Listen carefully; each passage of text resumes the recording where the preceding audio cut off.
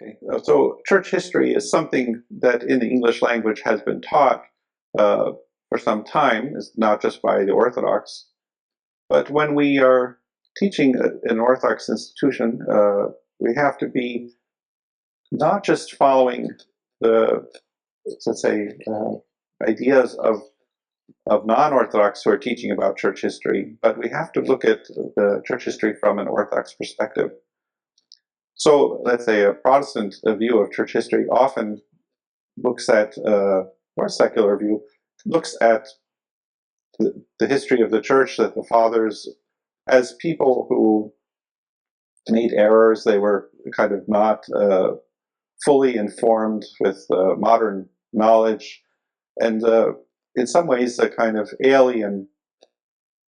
Christianity from the modern Christianity. So in some of the concepts of modern theology that come out of Protestantism, of course, did not exist in the early church, or things in this, even in Catholic theology, things that emerged from the scholasticism of the Middle Ages. Again, if they didn't exist in the early church, these church history written from the point of view of the medieval scholasticism or the Protestantism would tend to look back at the patristic period as kind of primitive or inadequate, and in many ways critically. But from the Orthodox point of view, we see the fathers as the foundation of the true teachings of the church. And so we have to teach church history from their point of view, that these are the church, these are the church's voice, let's say, and that when we are explaining the history of the church and the fathers, we're explaining, in a sense, God's revelation of himself through the history of the church. And we have to take the positions of the fathers as our guide and not assume a kind of superiority as modern people, because the point of view of our modern world is actually the inadequate one, because it's one that's lost its connection with the divine life and with the tradition of the church. This is something I thought was very important with the work of Father John Meindorf, where he was going through, as he's teaching church history, he's looking at it from the point of view of the church, and giving the importance to the Eastern fathers, who often ignored by the West. Saint Cyril of Alexandria, for instance, often criticized in the West, but he's so central to the doctrine of Christ in the Orthodox Church. But the criticisms are because in Western theology, often the Orthodox fathers are not really understood very well. So we have to kind of, even though we have a lot of materials that have been written by Western scholars that can be very helpful, in the English-speaking world, we have to, let's say, use those materials critically and realize that they're not coming from the church's point of view, and that we have to use the church's understanding to present the church history in a way that reflects the church's viewpoint. This is true, especially when we get to the time of Augustine. In Western Christianity, Augustine is seen as the foundation of Western Christianity. I mean, in which he is in a way. But so the fathers that disagreed with Augustine sometimes were considered to be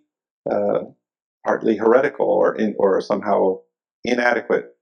But in fact, from the Orthodox point of view, the Greek fathers or the Western fathers who disagreed with Augustine, those were the ones that were preserving the Orthodox faith, the tradition of the church. And Augustine's ideas, which were heavily influenced by philosophy and by his philosophical viewpoints, really were a variation. And it's interesting that Augustine is one of the very few, perhaps the main person in the first centuries of the church, who questioned, kind of in a sense, did not consider it necessary to follow the teachings of the fathers, but thought that his personal understanding and reasoning should have a priority over the faith of the church. This is something that's foreign to the Orthodox Church. We consider that the church is that the truth of the church is preserved in the tradition passed down by the fathers, not based on our own logic and our own intellectual insights, but rather by the common consensus of the fathers. This later on, and so as we know, in the later period, the Western Church rejected a lot of the teachings of the spiritual writers of the church. Especially this was during the controversy with Gregory Palamas in the 14th century, where he defended